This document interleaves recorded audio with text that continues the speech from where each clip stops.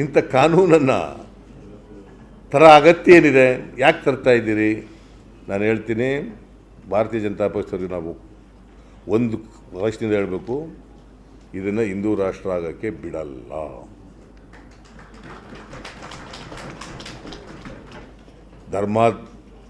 ಧರ್ಮದ ಆಧಾರದ ಮೇಲೆ ಯಾವುದೇ ರಾಷ್ಟ್ರ ಭಾರತದಲ್ಲಿ ಹಿಂದೆನೂ ಕೂಡ ಆಗಿಲ್ಲ, ಈಗಲೂ ಆಗಿಲ್ಲ, ಮುಂದೆನೂ ಆಗೋಕ್ಕೆ ಬಿಡಲ್ಲ. ಪಾಕಿಸ್ತಾನದವ್ರು ಮಾಡ್ಕೊಂಡಿರ್ಬೋದು, ಅವ್ರು ಏನು ಮಾಡ್ಕೊಂಡಿದ್ದಾರೆ ಅಂತ ನಾವು ಪಕ್ಕದ ಮನೆಯವರು ಒಲೆ ಹಾಕಂದ್ರೆ ಇವರು ಏನು ಇಲ್ಲದಿದ್ದವ್ರು ಕಿವಿ ಕಿತ್ಕೋಬೇಕಾ? ಆಯ್ತಪ್ಪ, ಅವ್ರ ಹತ್ರ ಅವ್ರೇನೋ ಮಾಡ್ಕೊಳ್ಳಿ. ನೀವು ದೌರ್ಜನ್ಯ ಬರೀ ಇಷ್ಟೇ ಜನಕ್ಕಾಗಿಲ್ಲ, ಮುಸಲ್ಮಾನರಿಗೂ ಆಗಿದೆ ಆ ದೇಶಗಳಲ್ಲಿ. ಅಫ್ಘಾನಿಸ್ತಾನದಲ್ಲಿ, ಬಾಂಗ್ಲಾದೇಶದಲ್ಲಿ, ಪಾಕಿಸ್ತಾನದಲ್ಲಿ.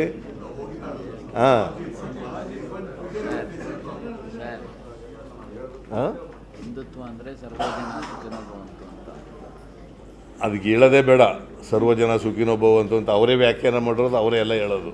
ಡಿಫೆನ್ಸ್ಗೋಸ್ಕರ ಹೇಳ್ಕೊತಾರೆ ಸರ್ವಜನೋ ಸುಖಿನೋ ಭವಂತು. ಎಲ್ಲಿ ಮಾಡಿದಾರಪ್ಪ ಅದನ್ನು? ನೀವು ಅಸ್ಪೃಶ್ಯನ ಮಾಡಿಬಿಟ್ಟು ಸರ್ವಜನೋ ಸುಖಿನೋ ಭವಂತು ಹೆಂಗಾಗ್ತದೆ? ಹಾಂ, ಕಾಂಗ್ರೆಸ್ಸಿಂದು ಅದು ಸರ್ವಜನೋ ಸುಖಿನೋ ಭವಂತು ಅನ್ನೋದು ಕಾಂಗ್ರೆಸ್ನವ್ರದು. ಹಿಂದುತ್ವ ಅನ್ನೋ ಪದ ಇದೆಯಲ್ಲ, ಹುಟ್ಟದೇ ಸಾವರ್ಕರ್ ಬಂದಮೇಲೆ ಕಾಯಿನ್ ಮಾಡೋದವನೇ ಪುಣ್ಯಾತ್ಮ. ಸಾವರ್ಕರ್ ಇದ್ರಲ್ಲ, ಅವರು ಹಿಂದೂ ಮಹಾಸಭಾ ಹುಟ್ಟಾಕಿದವರು, ಅವರು ಇದನ್ನು ಹಿಂದುತ್ವ ಕಾಯನ್ ಮಾಡಿದವರು.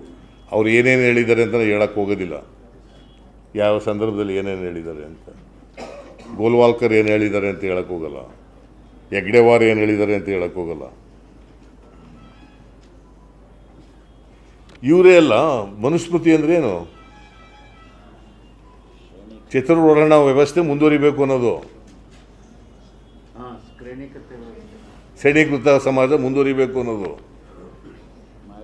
ಅದರಲ್ಲಿ ಬರೀ ಮುಸಲ್ಮಾನರು ಬರ್ತಾರೆ, ಅದರಲ್ಲಿ ಕ್ರಿಶ್ಚಿಯನ್ರು ಬರ್ತಾರೆ, ಅದರಲ್ಲಿ ಕೆಳ ಸಮುದಾಯ ಕಾಯಕ ಜೀವಿಗಳಿದ್ದಾರಲ್ಲ ಅವ್ರು ಬರೋದು. ಅವ್ರನ್ನೇ ನೀವು ಶೋಷಣೆ ಮಾಡಿಬಿಟ್ಟು ಈಗ ಈ ಥರ ಎಲ್ಲ ನಾಟಕ ಹಾಡಕ್ಕೆ ಕೊಟ್ಟಿದ್ದೀರಲ್ಲ, ನಾವು ಸುಮ್ಮನೆ ಇರಬೇಕಾ? ಅದರಿಂದ ಇದು it is the duty of each and every Congress man to oppose the CAA, NRC and NPR.